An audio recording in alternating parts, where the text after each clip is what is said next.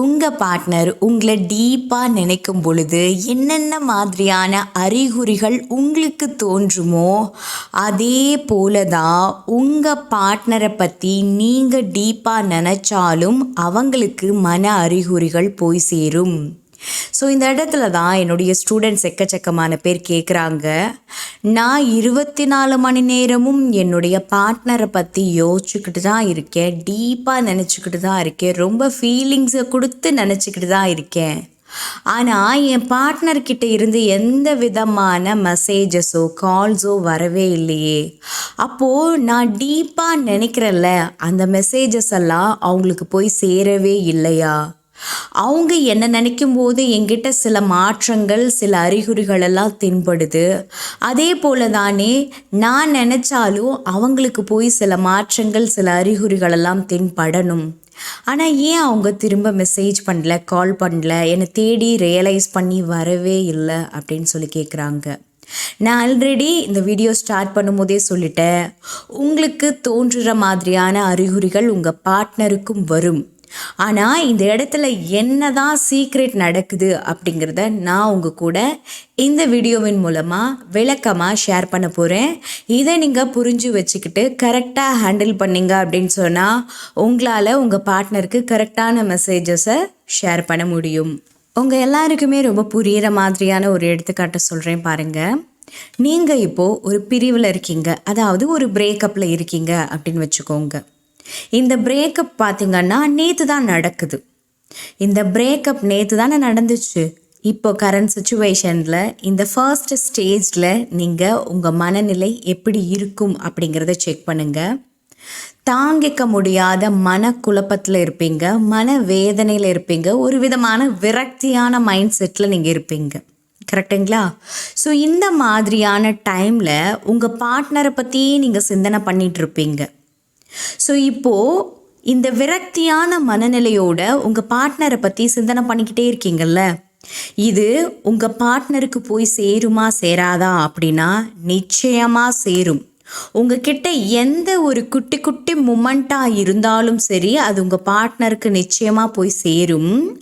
ஆனால் நீங்கள் விரக்தியான மனநிலையோடு அவங்கள சிந்திச்சுக்கிட்டே இருக்கீங்கல்ல, அது எப்படி போர்ட்ரேட் ஆகும் அப்படின்னா உங்களை பற்றின இனம் புரியாத பயத்தை அவங்க மனசில் உருவாக்கும்.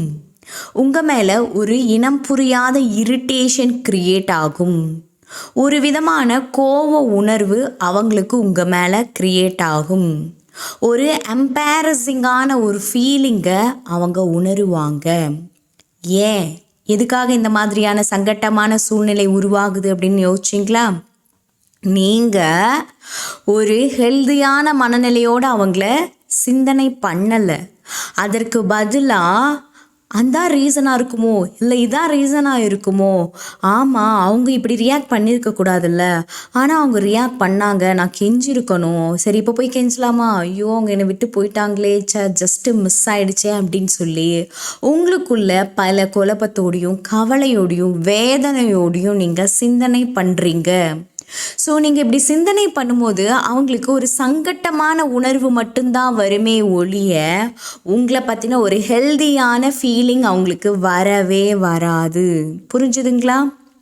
நிறைய பேர் சங்கட்டமாக யோசிப்பேன், ரொம்ப கஷ்டமாக யோசிப்பேன், நான் வேதனையோடு இருக்கும்போது அவங்கள யோசிப்பேன், அவங்க வருவாங்க அப்படின்னு எதிர்பார்க்குறீங்க. நிச்சயமாக அப்படி நடக்காது. பிகாஸ் ஒத்தவையே ஈர்க்கும். நீங்கள் என்ன மாதிரியான ஃபீலிங்ஸ் எமோஷன்ஸை கொடுத்து அவங்கள பற்றி சிந்தனை பண்ணுறீங்களோ அதுதான் அவங்களுக்கு போய் மெசேஜஸாக ரிசீவ் ஆகும். புரிஞ்சுதுங்களா? ஸோ சாதாரணமான ஃபீலிங்ஸ், கரெக்டுங்களா? நீங்கள் சாதாரணமான வாழ்க்கையில் வாழ்ந்துட்டு இருக்கும்போது சும்மா இடைவிடாமல் லைட்டாக தான் சிந்திக்கிறீங்க. ஆனால் அந்த லைட்டாக ஜஸ்ட் அப்படின்னு நீங்கள் சிந்திக்கிறதே இவ்வளோ அக்ரெசிவான உணர்வுகளை வெளிப்படுத்துது அப்படின்னா நீங்கள் எப்படி லா ஆஃப் அட்ராக்ஷன் ஃபாலோ பண்ணி சக்ஸஸ் பண்ண முடியும்? நல்லா யோசிச்சு பாருங்கள். நீங்கள் ஒரு சங்கட்டமான மனநிலையோட லா ஆஃப் அட்ராக்ஷன் பண்ணும் பொழுது அது சரியான ப்ராக்டிசஸாக இருக்க முடியாது. நீங்கள் எப்பேற்பட்ட ப்ராக்டிசஸை அப்ளை பண்ணாலும் சரி அது வேலை செய்யாது. புரியுதுங்களா?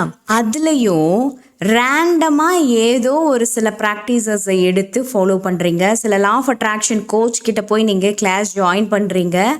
அவங்களும் 10ஓட 11 அதான் இந்த மெத்தட்ஸ் எல்லாம் ஃபாலோ பண்ணு, ஒரு 10 மெத்தட் உனக்கு கொடுத்துருக்கேன், 10யும் ட்ரை பண்ணி பாரு, அதில் எது உனக்கு பிடிச்சிருக்கோ அதை நீ கண்டினியூஸாக ஃபாலோ பண்ணு, அது உனக்கு ரிசல்ட் கொடுத்துரும் அப்படின்னு சொல்லி ரேண்டமாக ப்ரொவைட் பண்ணுறாங்க. புரியுதுங்களா? ஆல்ரெடி நீங்கள் ஒரு எம்பாரசிங்கான ஒரு மைண்ட் செட்டில் இருக்கீங்க, சங்கட்டமான சூழ்நிலையில் வாழ்ந்துக்கிட்டு இருக்கீங்க. கரெக்டுங்களா? ப்ரெசன்ட் மூமெண்ட் உங்களுக்கு ரொம்பவுமே பெயின்ஃபுல்லாக இருக்குது. அப்படி இருக்கும் பொழுது ஒரு லா ஆஃப் அட்ராக்ஷன் கோச்சை நீங்கள் நாடி போகிறீங்க. ஆனால் அவங்க ரேண்டமாக எந்த மெத்தட் கொடுத்தாலும் அந்த மெத்தட் உங்களுக்கு ஒர்க் ஆக மாட்டேங்குது. பிகாஸ் நீங்கள் ப்ரெசன்ட் ஸ்டேஜில் வாழ்ந்துக்கிட்டு இருக்கீங்க. ப்ரெசன்ட் ஸ்டேஜில் நீங்கள் வாழும்போது என்னாகும், அதை தான் பார்த்துட்ருப்பீங்க. உங்களால் லா ஆஃப் அட்ராக்ஷன் ஃபீல்டுக்குள்ளே வர முடியாது. ஸோ இப்போ ஒன்றுமே பண்ண முடியாதா, நானே இப்போ மன அழுத்தத்தில் இருக்கேன், அப்போ என்னால் வந்து லா ஆஃப் அட்ராக்ஷன் யூஸ் பண்ண முடியாதா, அந்த பர்சனை என்னால் அட்ராக்ட் பண்ண முடியாதா அப்படின்னு கேட்டிங்கன்னா கவலைப்படாதீங்க. ரேண்டம் மெத்தட்ஸை ஃபாலோ பண்ணாதீங்கன்னு தான் நான் சொன்னேன். உங்களுக்குன்னு சொல்லி ஒரு யூனிக்கான மெத்தட் உண்டு. ஓகேங்களா? நல்லா லா ஆஃப் அட்ராக்ஷனை லேர்ன் பண்ணவங்களுக்கு கண்டிப்பாக உங்களுக்குன்னு சொல்லி தனியாக ஒரு மெத்தடை ப்ரொவைட் பண்ண முடியும். உங்களுடைய எனர்ஜி லெவலை செக் பண்ணி அதற்கான ப்ராக்டிசஸை உங்களுக்கு ப்ரொவைட் பண்ண முடியும். அந்த மெத்தட்ஸை நீங்கள் ஃபாலோ பண்ணால் மட்டும்தான் உங்களுக்கு ஒர்க் ஆகும். அதை விட்டுட்டு நான் ரேண்டம் ப்ராக்டிசஸ் ஃபாலோ பண்ணுவேன் ஆனால் அது ஒர்க் ஆக மாட்டேங்குதே அப்படின்னா அந்த இடத்துல உங்களுக்கு டைம் வேஸ்ட் ஆகும். ஹோப்லெஸ்ஸாக நீங்கள் ஃபீல் பண்ண ஆரம்பிச்சிருவீங்க. மெத்தடுக்கு மேலே மெத்தடாக 10 மெத்தட், இதுதான் என்னோடதாக இருக்குமா, அதுதான் என்னோடதாக இருக்குமா அப்படின்னு சொல்லி மெத்தட்ஸ் பின்னாடி ஓடி போய் நீங்கள் டிப்ரெஷனுக்கு ஆளாயிடுவீங்க. என் கிளாஸை ஜாயின் பண்ணுறதுக்கு முன்னாடி என்கிட்ட சில பேர் என்கிட்ட கேட்பாங்க, என்னுடைய ஹஸ்பண்ட் என்னை பிரிஞ்சு போயிட்டாங்க, அவங்கள அட்ராக்ட் பண்ணணும், அதற்கு உங்கள் கிளாஸில் நாங்கள் ஜாயின் பண்ணால் நீங்கள் என்னென்ன மாதிரியான ப்ராக்டிசஸ் எல்லாம் கொடுப்பீங்கன்னு சொல்ல முடியுமா அப்படின்னு கேட்பாங்க. இந்த கொஸ்டினே ராங்கானது. ஹாஸ்பிட்டலுக்குள்ளே நுழையிறதுக்கு முன்னாடியே எனக்கு நார்மல் ஃபீவர் தான், நீங்கள் எனக்கு என்னென்ன மாதிரியான டேப்லெட்ஸ் கொடுப்பீங்க, பேராசிட்டமல் கொடுப்பீங்களா இல்லை வேறு ஏதாவது கொடுப்பீங்களா அப்படின்னு கேள்வி கேட்குற மாதிரி இருக்குது. எஸ், அதாவது உடலை சரி செய்யறதுக்கு எந்தெந்த மாதிரியான வெரைட்டியான டேப்லெட்ஸ் இருக்கோ, மருந்து மாத்திரைகள் இருக்கோ, அதே மாதிரி மன ரீதியான பிரச்சனைகளை சரி செய்கிறதுக்கு, மன ரீதியான பிரச்சனைகளை சரி செஞ்சு உங்களுடைய கோலை அச்சீவ் பண்ணுறதுக்கும் பவர்ஃபுல்லான law of attraction and psychological practices நிறைய இருக்குது.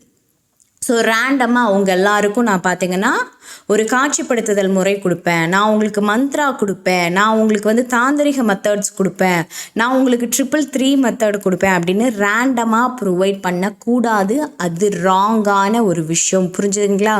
ஸோ அதனால் என்னோடய கிளாஸில் ஃபர்ஸ்ட் டே அவங்களுடைய மைண்டை ஃபுல்லாக அனலைஸ் பண்ணி எல்லா கிளாஸஸுமே என்னுடைய ரெகுலர் பேசிஸில் என்னோடய கிளாஸில் ஜாயின் பண்ணுற எல்லாருக்குமே தெரியும், எல்லா கிளாஸஸுமே 10 நாள் எடுக்கிறாங்க அப்படின்னு சொன்னால் 10 நாளுமே பர்சனல் ஃபோன் காலில் தான் நான் எடுப்பேன். ஏன்னா டே பை டே அவங்களுடைய மைண்ட் எப்படி சேஞ்ச் ஆகுது அப்படிங்கிறத ஜூம் பண்ணி பார்த்துட்டு அதற்கு ஏற்றாப்புல ஒரு நாளை விட இன்னொரு நாள் அவங்களோட எனர்ஜி அப்படிங்கிறது அதிகமாகுதா கம்மியாகுதா அப்படிங்கிறத செக் பண்ணி அடுத்தடுத்த ப்ராக்டிசஸ் சேஞ்ச் பண்ணி கொடுத்துக்கிட்டே இருப்பேன். புரியுதுங்களா?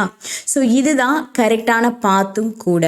ரேண்டமாக 10 மெத்தட்ஸு கொடுத்து அதில் ஏதாவது ஒன்று ஒர்க் ஆகும், அதை நீ பிடிச்சிக்கோ, அதை லைஃப் லாங் அப்ளை பண்ணிக்கோ அப்படின்னு கொடுக்கறது ரொம்பவுமே தப்பான விஷயம். மைண்ட் செட்டை செக் பண்ணாமல் ஏதோ ஒரு ப்ராக்டிசஸை கொடுக்கறது நீங்கள் அக்செப்ட் பண்ணாதீங்க. அது ஃபேக்கான ஒரு விஷயம். புரியுதுங்களா? ஸோ இது போல் உங்களுடைய எனர்ஜியை செக் பண்ணி உங்கள் பார்ட்னர்கிட்ட உங்களால் மெசேஜை கொடுக்க முடியுமா, அதுலேயும் பாசிட்டிவான மெசேஜை கொடுக்க முடியுமா அப்படிங்கிறத ஃபர்ஸ்ட் நம்ம செக் பண்ணணும். அதற்கு பிறகு ஒரு வேளை நீங்கள் பாசிட்டிவான மெசேஜை கொடுக்க முடியாது, ரொம்பவுமே சங்கட்டமான சூழ்நிலையில் நீங்கள் இருக்கீங்க அப்படின்னா முதல்ல உங்களை பாசிட்டிவாக மாற்றணும், உங்களுக்கு எனர்ஜி ஹீலிங் கொடுக்கணும். அதற்கு பிறகு தான் உங்கள் பார்ட்னருக்கு உங்களால் பாசிட்டிவான மெசேஜஸை கொடுக்க முடியும். நீங்கள் ஏதோ ஒரு மூலையில் இருந்து கூட பாசிட்டிவான மெசேஜஸை உங்களுடைய பார்ட்னருக்கு கொடுக்கும் பொழுது தான் உங்கள் பார்ட்னருக்கு உங்கள் மேலே ஒரு தனித்துவமான அன்பு ஒன்று கிரியேட் ஆகும். ஆல்ரெடி உங்கள் கூட பாசமாக இருந்த தருணங்கள் உங்கள் பார்ட்னருக்கு ஞாபகம் வர ஆரம்பிக்கும். ஸோ உங்கள் பார்ட்னருக்கு உங்களை பற்றின நினைவுகள் வரணும் அப்படின்னு சொன்னால் கரெக்டான ப்ராக்டிசஸை எடுத்துக்கோங்க. மன அழுத்தம் இல்லாத சிந்தனைகளை கொடுங்க. கண்டிப்பாக உங்கள் பார்ட்னருக்கு உங்களை பற்றின நினைவுகள் அதிகமாக கிரியேட் ஆக ஆரம்பிக்கும். உங்களுக்கு எந்த மாதிரியான அறிகுறிகள் எல்லாம் தோன்றுதோ அதே போல் உங்கள் பார்ட்னருடைய மனமும் ஹீல் ஆகிட்டே இருக்கும். புரியுதுங்களா? ஸோ 2 பேர் ரிலேஷன்ஷிப்பில் இருக்கிற 2 பேரும் ஹீலானா மட்டும்தான் அந்த ரிலேஷன்ஷிப்பானது ஸ்ட்ராங்காக இருக்கிறதுக்கு சான்ஸ் இருக்குது. இல்லை அப்படின்னு சொன்னால் அது கொலாப்ஸ் ஆகிடும். ஸோ இது சம்மந்தமாக உங்களுக்கு வேறு ஏதாவது டவுட் இருக்குது அப்படின்னு சொன்னால் கீழே கமெண்ட் பாக்ஸில் எங்கிட்ட கேளுங்க. அல்லது எங்கிட்ட பர்சனலாக லைஃப் கோச்சிங் எடுக்கணும் அல்லது லா ஆஃப் அட்ராக்ஷன் ரிலேட்டடான classes, love attract, money attract, job attract, இது போல் ஏதாவது உங்களுக்கு வாண்டட் இருக்குது அப்படின்னு சொன்னால் கீழே டிஸ்பிளே ஆகிட்டுருக்கக்கூடிய நம்மளுடைய வாட்ஸ்அப் கான்டாக்ட் நம்பருக்கு மெசேஜ் பண்ணுங்கள். நான் 2 புத்தகங்கள் எழுதியிருக்கேன். ஒன்று பேராற்றலின் பிறப்பிடம், மற்றொன்று உறக்கத்தின் உளவியல். இந்த 2 புத்தகங்களையும் நீங்கள் வாங்கி படிக்கணும் அப்படின்னு நினைக்கிறீங்கன்னா புத்தகத்தோடைய லிங்க்குகளை டிஸ்கிரிப்ஷனில் கொடுத்துருக்கேன். மறக்காமல் புத்தகத்தை வாங்கி படிச்சுட்டு உங்களுடைய கமெண்ட்ஸை எங்கிட்ட ஷேர் பண்ணுங்கள். தேங்க்யூ.